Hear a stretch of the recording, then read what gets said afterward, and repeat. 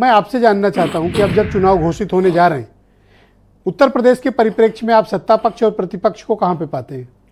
ब्रजेश जी, media master, आपने भी कहा शुरू में कि करो मरो का चुनाव है।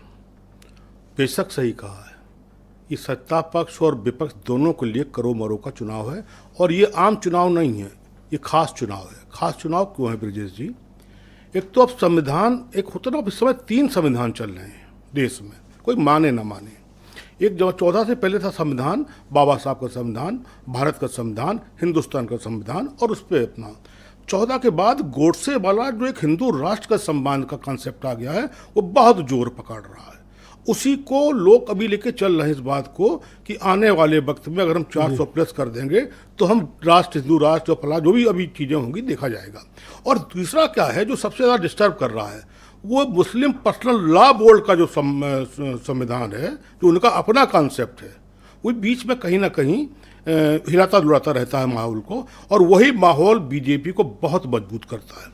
अब बात आइए ब्रजेश जी, त्रेता युग तो ना आपने देखा ना हमने देखा, बस सुनते हैं कि वो जंगल गए थे, हमारे भगवान फला वो सब बातें। उनने त्रेता युग तो सार्थक कर दिया मोदी और योगी ने मिलके। सबसे बड़ी सीटें 80 यहाँ पर हैं। अब वो सार्थक जब कर दिया तो शिव जी आ ही गए बीच में, कृष्ण जी वेटिंग में है इस समय, मथुरा वाले। और सबसे बड़ी बात क्या है, त्रेता से 600 साल पहले से लेके आज के कलयुग के कल की भगवान को भी ठीक कर लिया गया है, और वो भी मोदी के द्वारा कर लिया गया। वर्तमान में क्या माहौल आप पाते हैं? वर्तमान में माहौल है निश्चित रूप से कहीं पर जो इंडिया गठबंधन है उसका कहीं पर कोई जो इम्पैक्ट है, जो फोकस है, वो मुझे नहीं दिख रहा यूपी में। हाँ, बिल्कुल नहीं दिख रहा मुझे।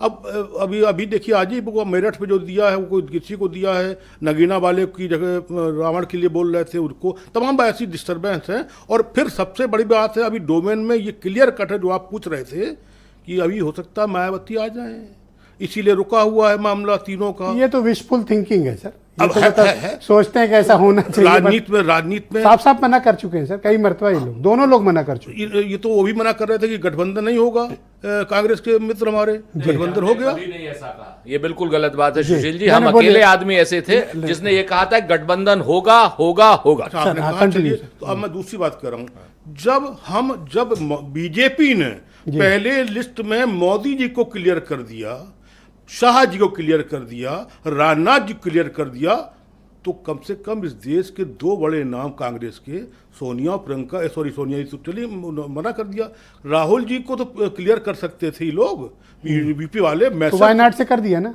अरे यहाँ पर अमेठी आंखें फाड़े घूम रहा है कि राहुल जी आएंगे, मेरे राम आएंगे, मेरे राम आएंगे, सवरी के बेर खाएंगे, और क्या इस टाइप से चल रहा है। प्रियंका जी परेशान है।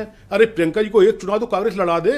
अभी तो प्रियंका जी सभासद का चुनाव नहीं लड़ी है, तो कम से कम एक चुनाव तो लड़ा के जीत हार तो जनता के हाथ में होगी। तो कम से कम 2 टिकट तो बड़े होंगे।